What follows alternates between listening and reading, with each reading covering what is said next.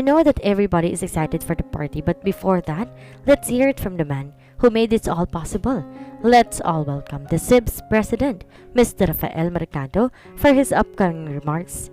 Kaagad nagpalakpakan ng mga estudyante habang naglalakad si Rafael patungo ng stage. Hindi tuloy mapigilan ni Mia ang pagmasa ng binata.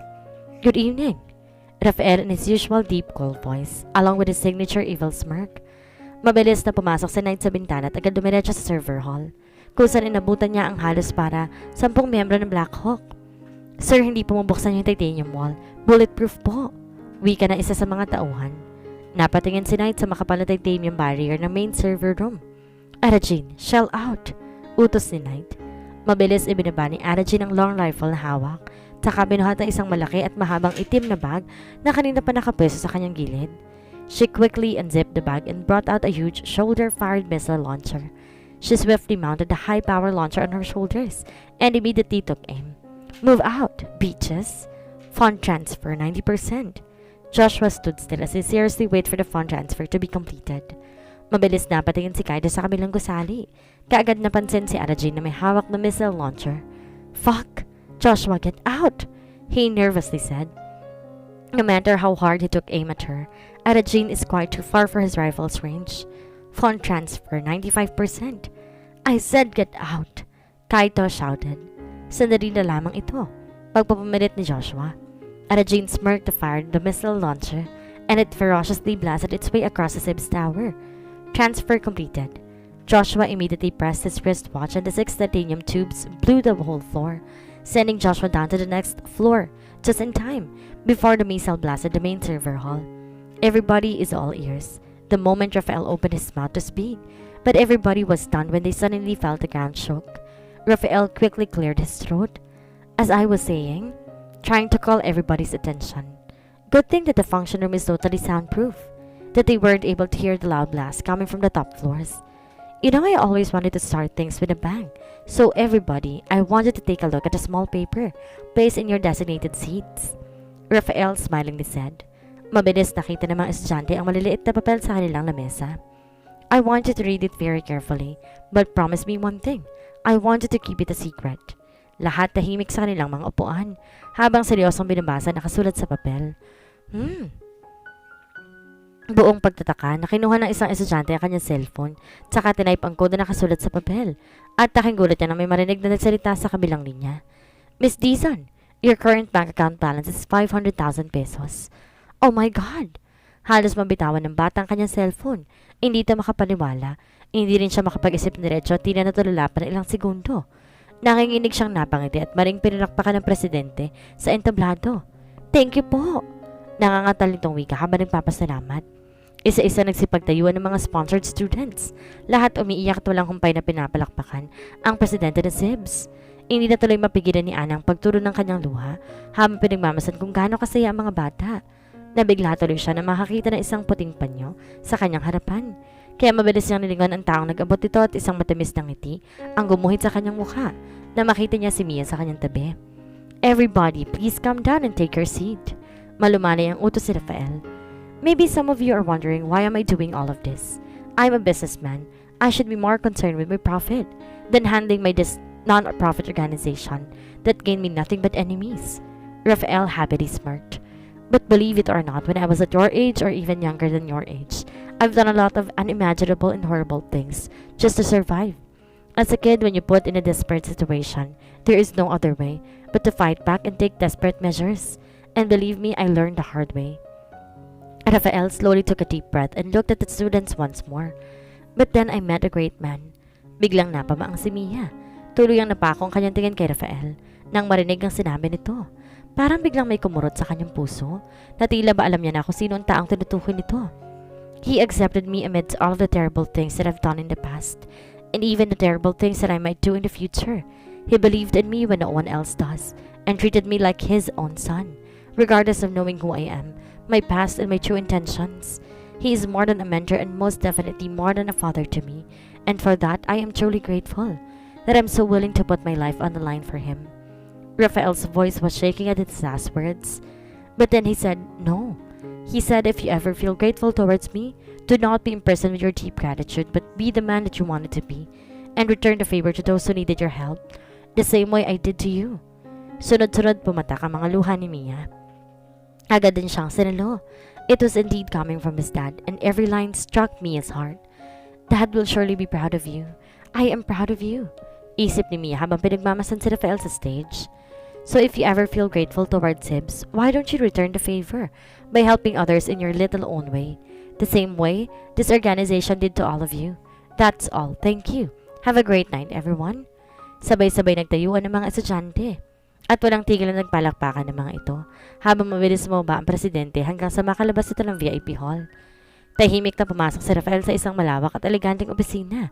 Puno ito ng mga nakahilerang eskaparate na tila ba isa itong malawak na museo. Yun nga lang, puro bungo ng taong nakalagak dito.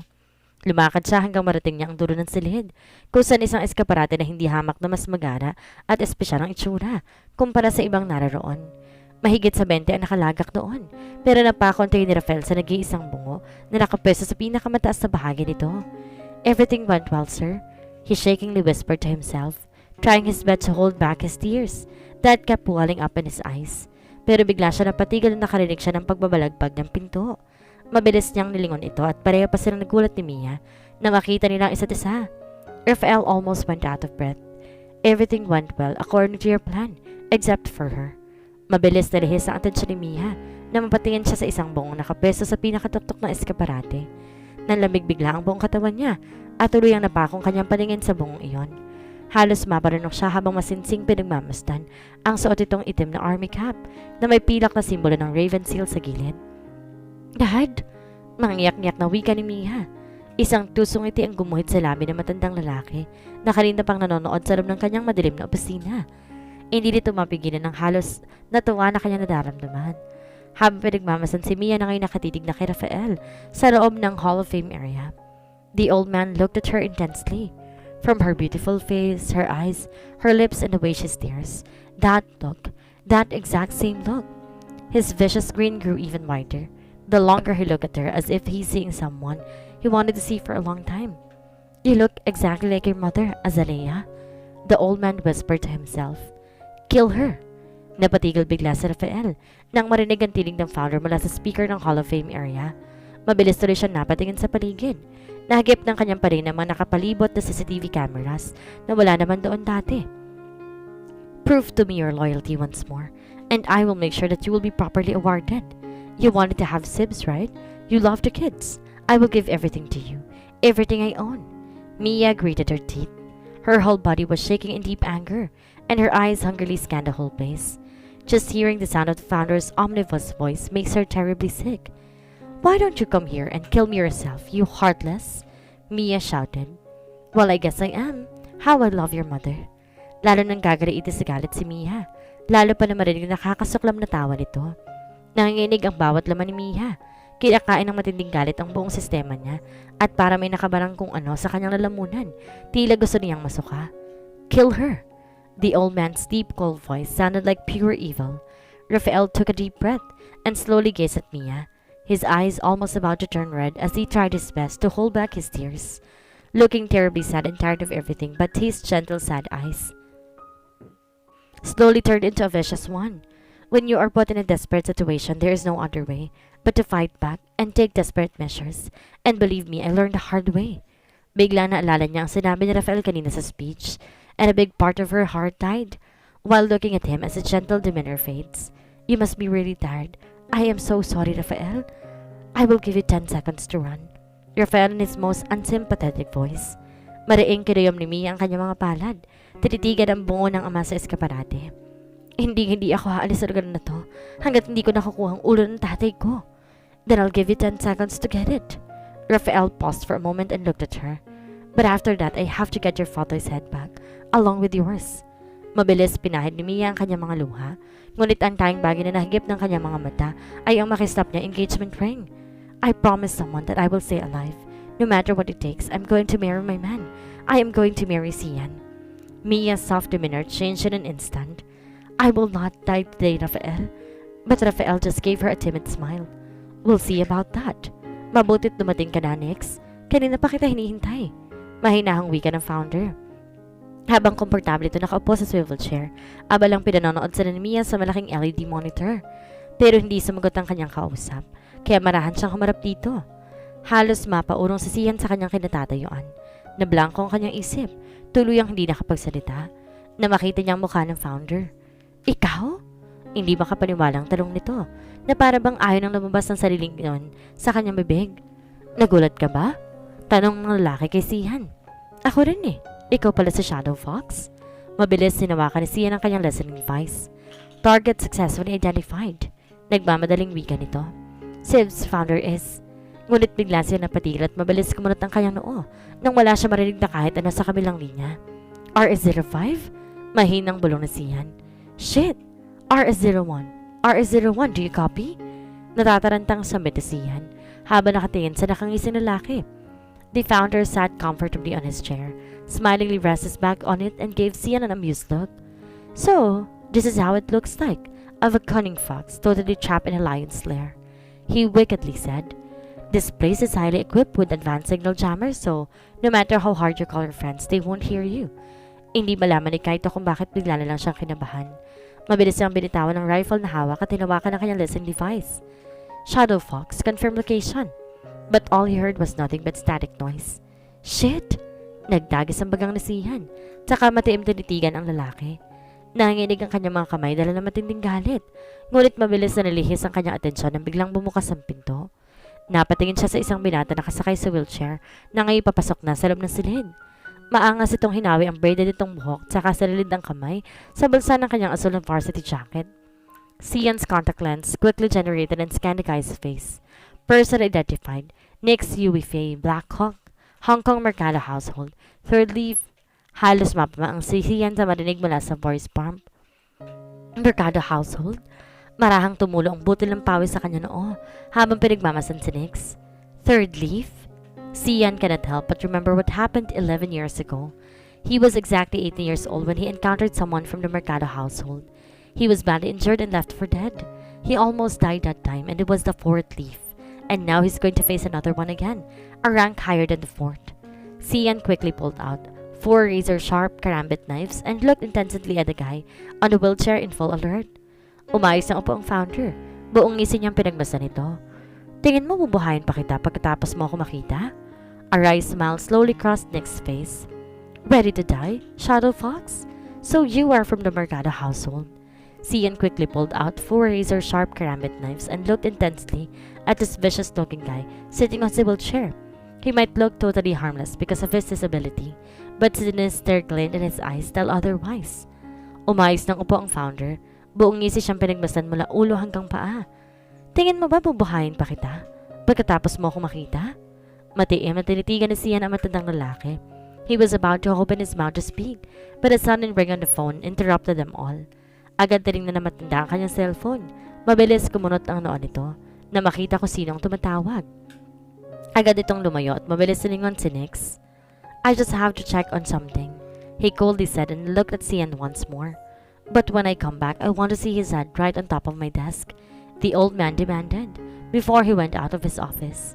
A wry smile slowly crossed Nick's face. His dark, ruthless eyes narrowed towards Sian, like a hungry predator looking at his sumptuous prey. Ready to die, Shadow Fox? Sian's lips slowly formed a sharp smirk.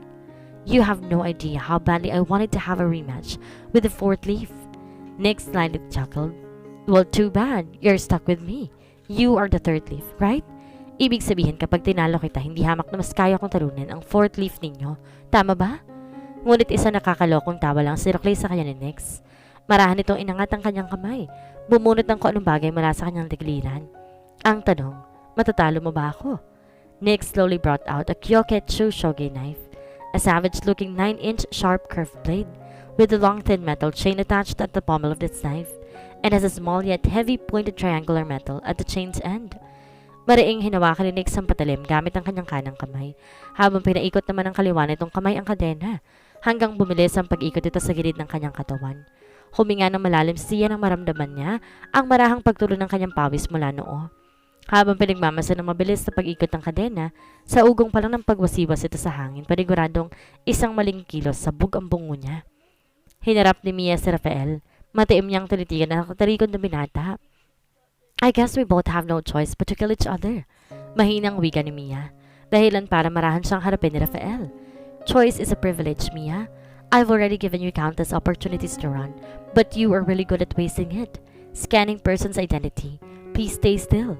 Napatigil bigla si Mia na marinig ang voice prompt at nagsimula ang face scanner. Person verified. Rafael Mercado, SIBS President, former Black Hawk leader, Philippines Raven Seal, RS01, Mercado Household, Fourth Leaf. Napabaang si Mia sa narinig. Mercado Household, Fourth Leaf? Ano yun? Ano? Titingnan mo lang ba ako buong araw?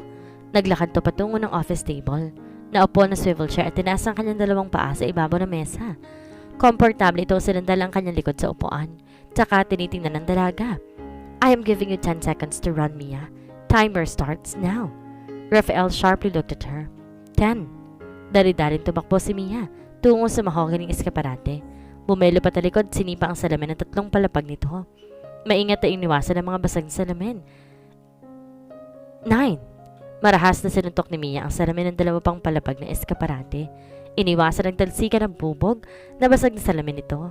Di alintana ang dumudugong kamao. Walang ibang nasa isip kundi mabawi ang bungo ng kanyang ama. 8. Mabilis umakyat si Mia hanggang marating niya ang pinakadulo nito. Pinihit niya ang kanyang katawan patalikod at kumapit na mahigpit sa kahoy na parte ng eskaparate gamit ang kanang kamay. Kumuha siya ng buwelo, tsaka buong lakas sa siniko ang salamin na harang kung saan nakalagak ang ulo ng kanyang ama. 7. Halos gumaralgal ang paghinga ni Mia. Mabilis gumilid ang kanyang luha sa kanyang mata nang abutin ng kanyang kamay ang bungo ng kanyang ama. Kinuha niya ito agad na mariing sinandig palapit sa kanyang dibdib. Halos mapapikit siya ng tuloy niya mayakap ito. Dad! 6. You are wasting your time, girl. Mia grated her teeth when she heard Rafael's voice once more. She held the skull tight and quickly jumped 12 feet to the ground. Marahang ibinaba ni Rafael ang kanyang mga paa. Saan magiging pinagmasta ng mga gamit na nasa ibabaw ng lamesa? 5. Mahinang bulong ni Rafael. She quickly took off her backpack, opened it and carefully placed her father's skull inside. 4. Hiniglat ni Rafael ang mahabang cable cord ng computer, tsaka inikot sa kanyang palad, bago nito sinilid sa bulsa. With no time to waste, Mia quickly zipped it and swiftly put her bag on her shoulders. 3. Mahinang sabit ni Rafael. Pinagmamasa ng pagtakbo nito tungo sa pintuan. 2. Hinablot ni Rafael ang isang mahabang gunting. Marahas na pinaghiwalay ito sa 2. Shit! Natatalantang bulong ni Mia sa sarili. Na makita niya sa gilid ng kanyang mata ang gunting na hawak ni Rafael. Lalo niyang binilisan ng pagtakbo. Walang lingon-lingon, diretso ang tingin sa narang pinto na bahagyang bukas. Maagap iniangat ni Mia ang kanyang kamay at pilit inaabot ang pintuan.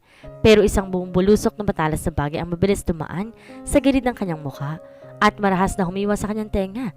Umabot pati sa gilid ng kanyang pisngi. Damn it! Mia shouted and grated her teeth as he left her left ear, splitted in half. Mabilis niyang sinapo ang dugo ang tenga at halos mapaatras palayo na malakas na bumalibag ang pinto sa pagkakasara nito. Baong na baon ang patalim sa likuran ng pintuan sa lakas ng pagkakahagis si Rafael dito. Her whole body was shaking. Panting heavily, she slowly looked at Rafael while she held her ear, totally dripping with blood. Rafael slightly smirked. You don't need an ear. You were never good at listening. Isang ngiti ang gumuhit sa labi ng matandang lalaki habang pinagmamasan si Rafael sa malapad na monitor. I was never wrong about you, Rafael. He grinned happily while looking at him with great sense of pride. You were exactly like me 30 years ago.